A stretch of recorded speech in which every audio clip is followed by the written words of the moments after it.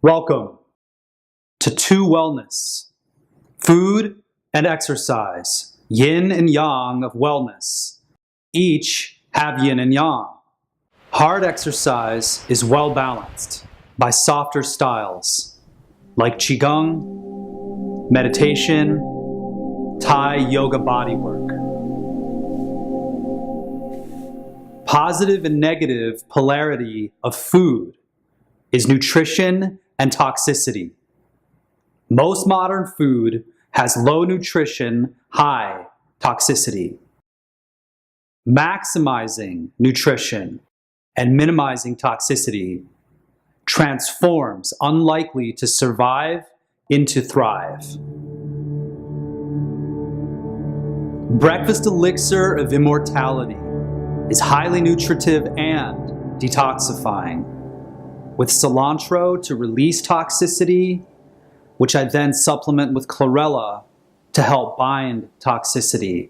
Quick note, I'm completely off of all blue-green algae, including spirulina, because based on research, it leads to early onset of Alzheimer's. Aloe vera meat I include every day in my soups and smoothies because it's one of the most detoxifying things overall, cleans out the large intestine, it supports all the tissues of the body, it's amazing for the skin, it's one of the best things in Ayurveda for women's reproductive health. Except for periods of uterine bleeding or pregnancy, I recommend that to all of my female patients. I include kimchi. My favorite way to get probiotics is to have kimchi and or cultured coconut almond yogurt in my soups and smoothies. And moringa is something that I have every day, 2 to 3 times a day, because it's one of the most nutritious superfoods known to man. It's a complete protein. It is a natural birth control for women, so be mindful there. Quinoa, another thing I have daily, a seed, not a grain by the way, is also a complete protein. Were I limited to 1 meal a day, it would be either a superfood soup or smoothie. My standard smoothie is love berry much. Berries are one of my favorite fruits because they're high in nutrients, low in sugar. I use raw life protein because the vast majority of commercial protein powders tested high by independent lab testing for heavy metals like arsenic and lead. I use as a base for my smoothies coconut almond yogurt, where I take overnight soaked almonds and I blend that with Thai young coconut meat and a little bit of the coconut water with a proteolytic probiotic. And then I let it sit overnight and it cultures, and I use that as a base for smoothies, non-heated soups, salad dressings, dips. And it's a very gourmet way to get probiotics. At least a pound of greens is a daily dietary goal I achieve primarily with superfood salads and the breakfast elixir of immortality. Key lime sublime smoothie is another delectable way to get greens and maximum nutrient intake overall. The greatest nutritional investment of my lifetime so far has been the Vitamix 5200. High-powered blending micronizes nutrients for optimal assimilation. Hemp seeds, the base of my hemp protein milk, are high in omega-3 fatty acids and are one of the best proteins for human DNA repair. On the light side, hemp protein milk is often my last supper, taken at least 3 hours before bed. When cold food may be situationally less appropriate, like winter season, I may have fewer smoothies in favor of dishes like cosmic cream chowder, a consciously cooked soup, cooked just enough to support digestion and then eaten soon after. The soil is over-farmed and undernourished. making at least basic vitamin-mineral supplementation a wise choice. Fatigue will often prelude thirst as a subtle sign of dehydration, at which many people will gravitate to things like coffee, soda, which make us more dehydrated, especially through time. The best research on hydration I have come in contact with is having 4 ounces, roughly 4 big sips, every half hour, versus 8 ounces hourly. Because when we have that much at once, much of it passes right through us, taxing the kidneys in the process. So when I first came in contact with this knowledge, I set my timer for 30 minutes, and every time it went off, 4 big sips of water, which I like to add mineral drops to support optimal assimilation. Earthing is anti-inflammatory and detoxifying. Sunning is vitalizing. Inner smile, feeling yin earth coolness and yang solar warmth, equally balanced. Vitamin D deficiency is common. In minutes, the body may absorb its daily requirement of vitamin D directly through the skin from the sun, provided we don't shower immediately after exposure, because vitamin D builds up on the oils of the skin, which take a while to be absorbed. 2/3 of our energy come from light, and only 1/3 from food, as discussed by Dr. Mercola's video, The Dangers of LED Lights. After watching this landmark interview, I started minimizing my exposure to blue light frequencies emitted by LED lights, computers, cell phones, and I started getting more sunlight on my skin, in my eyes indirectly, and even when the sun is low on the horizon, directly in the eyes. Direct sun gazing does require training, so practice at your own risk. But I notice after just a few minutes of getting some sunlight in my eyes, so many of the common things that we think are normal, there's a difference between common and normal. Nowadays, brain fog, fatigue, we're just vegging out in front of these unnatural frequencies of these blue light emitting devices. So I make it a point now, especially when I feel fatigue, to go outside and get some light.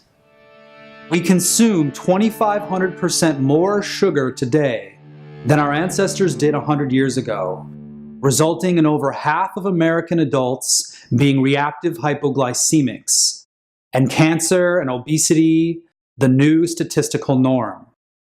As hypoglycemia worsens, the more negative, emotional, addictive, and in extreme cases, violent behavior becomes. This is why alcohol, a concentrated form of sugar, is in the profile of most violent crime. Retired neurosurgeon Dr. Russell Blaylock has an incredible video on this topic called Nutrition and the Ill Agenda, which details how the excessive consumption of sugar and carbohydrates, which turn into sugar inside of the body, make every cell, in particular brain cells, age very rapidly. Endocrine disrupting compounds, EDCs, also known as phyto or fake estrogens, are concentrated in cosmetics, candles, colognes, perfumes. In fact, the vast majority of commercially available scented items are primarily made from EDCs. Plastics, petroleum products, dryer sheets. According to Dr. Nick Delgado and some of the amazing research he's done on this, one of the primary reasons we have an epidemic of low testosterone nowadays, not just in men, although women need only 1/10 of what a man needs, they still need it for overall health, happiness, is the environment being so saturated with phytoestrogens. And when we become estrogen dominant, aside from being emotional wrecks, it blocks the receptor sites for testosterone. GMO foods, which the marketplace is absolutely saturated with, is very concentrated source of EDCs. This is one of the primary reasons I eat organic. The number one source of EDCs, based on the research I've seen, are animal products. Because the higher we go on the food chain, the more concentrated toxicity becomes. If you want to know how dangerous EDCs are, just say the name slowly. Endocrine disrupting compounds disrupt our biochemistry, our emotions, our consciousness. Endocrine glands are the biochemical counterparts of the chakras and produce hormones for our feelings and overall consciousness. The microcosmic orbit is a yin-yang balancing meditation that helps heal the gland centers and protect from toxic energy like electromagnetic radiation.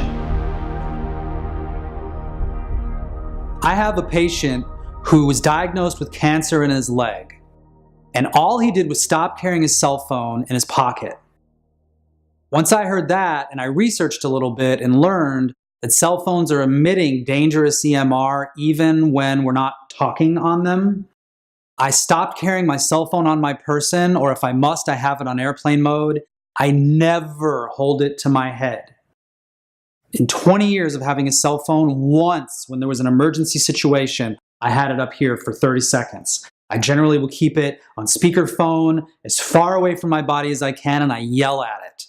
Or if I'm on a longer conversation, I'll keep it as far away from me as possible, and I'll have non-Bluetooth earphones. In other words, ones that plug in.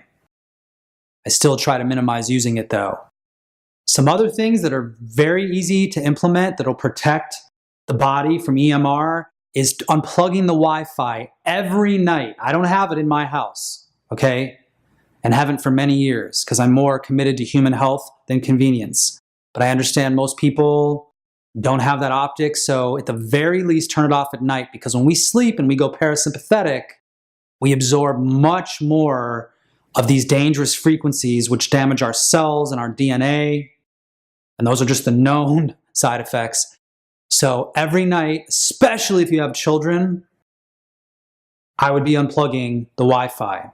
Another thing is that I put a 6-foot minimum perimeter around my bed where there's nothing electronic.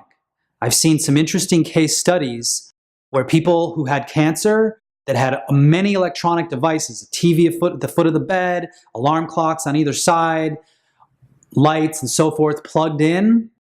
And it's kind of like a cell phone. Even if you're not using it, it's still emitting EMR. So they removed those things from their environment. They kept a 6-foot perimeter around their bed and their cancer went away. When a cold is near, peroxide the ear. This simple formula has helped me avoid getting the flu or even a cold in over 20 years. Obviously, maximizing nutrition, minimizing toxicity has a lot to do with that. But at the first sign of low immunity, low energy, if I'm around sick people, if I've been swimming, or if I'm exposed to a lot of wind and there's stuff blowing in the air, anytime I feel I need to boost the immune system, I lay on my side and I pour standard 3% strength hydrogen peroxide in the ear. And if there's something in there that doesn't belong there, it will fizz roughly 2 to 3 minutes per ear. And this has been one of the most invaluable things for preventing and treating colds that I practice and share with my patients. When a cold is near, peroxide the ear. In a universe that's constantly moving, we must move with it to be well. I've long maintained the practice of getting up at least every hour. But I've recently seen some research to suggest that even every half hour would be better, because our ancestors were always moving. This modern phenomenon of just sitting at a desk is frankly unnatural. And you can see the reflection in society of obesity, of low energy, lethargy, physical and emotional dis-ease. So Simply put, I set my timer for 30 minutes to remind me to take 4 sips of water every half hour. And at the same time, I stand up and I just move a little bit. Even if I'm under a deadline and I have to stay at my desk, I'll literally be doing one of these, because it doesn't even have to be vigorous exercise, but just that movement helps the lymph move, which doesn't move unless we do. It's not like the heart that pumps blood. We have up to 3 times more lymph in our body than blood. That's one of the main reasons bedridden people get sick. We don't move, lymph doesn't move. And then the toxicity in the body builds up. It affects our hormonal system and how we feel. In Chinese medicine, for example, the blanket term, one of them, for a pattern of stress is liver qi stagnation. Negative emotions begin in the cycle of creation within the liver. And one of the main effects that has is negatively impacting our digestion. So even if we're eating the cleanest food there is, if we're not getting good digestion, first of all, we're not going to get the ROI, the return on the investment of that nutritious food to give us energy and health, but it's also going to build up in the body, and we're not eliminating it properly, and then the lymph is slowed down because we're so sedentary, and we experience toxicity and just overall physical and emotional dis-ease. So in order to be well, we have to move well. And I don't mean going to the gym once a day even, or a few times a week. I'm talking a lifestyle of movement. Ideally, every 30 minutes, at the very outside, 60 minutes, get up and move. Calorie restriction is a longevity practice sanctioned by ancient wisdom and modern research. One of the main reasons we overeat is carbohydrate cravings.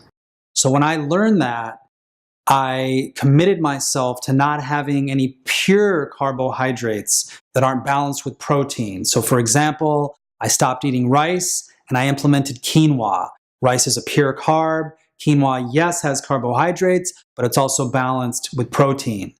I got off all bread, but I'll do beans. Beans have carbohydrates, but there's also protein.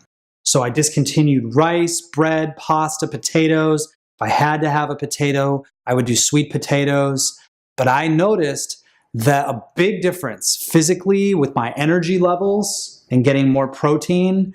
And also I wasn't hungry as often. Just this constant craving, I think, has a lot to do with the majority of American adults being reactive hypoglycemics. So minimizing sugar and carbohydrates, which turn into sugar, can go a long way in that regard. Sugar is 8 times more addictive than cocaine. So don't feel like you're crazy if you decide to start waning off of it. But I took a few months where I minimized all my sugar, including fruit. And then when I got back slowly into it, wow, I can taste fruit again. This is one of the reasons, the benefits of calorie restriction, why intermittent fasting is getting a lot of attention nowadays. And for my patients that want to do that, the hours I recommend are for men between 9 and 5, and for women between 9 and 7 or between 8 and 6. Women have a little bit larger of a window because hormonally tend to be a little more sensitive, but you really got to be mindful of your dietary needs based on your training schedule, based on a lot of things. I get my blood tested every 6 months to see where my nutrition levels are at. And a lot of people that do intermittent fasting like to wait until noon and then they start eating. But the main reason I don't like that is because as the sun sets in the sky, the digestive fire in the belly also wanes. So I don't eat 3 hours or more before I go to bed, at the latest 3 hours before bed. But if it's already dark, unless I'm famished, I will not eat because I won't sleep as well. I won't assimilate as well. And you are what you eat, yes, but you are what you digest is equally important. A whole food, plant-based lifestyle. And the key word there is whole food. Plant-based lifestyle. It's real easy to be a junk food vegan nowadays with all the processed food and sugary things. But a whole food plant-based lifestyle is calorie restriction naturally. So it begs the question, is excess or deficiency a greater risk? Animal-based foods' tendency towards toxicity excess, or plant-based foods' potential for nutrient deficiency? Animals are at the top of the food chain, where toxicity is most concentrated. The world is becoming increasingly polluted, the number one polluter and consumer of resources being animal agriculture. These are some of the reasons why a whole food plant-based lifestyle, as I have led for over 21 years, is the choice with the most potential for enlightened immortality. Whatever choice you make, I am honored and grateful to support you on the path to wellness.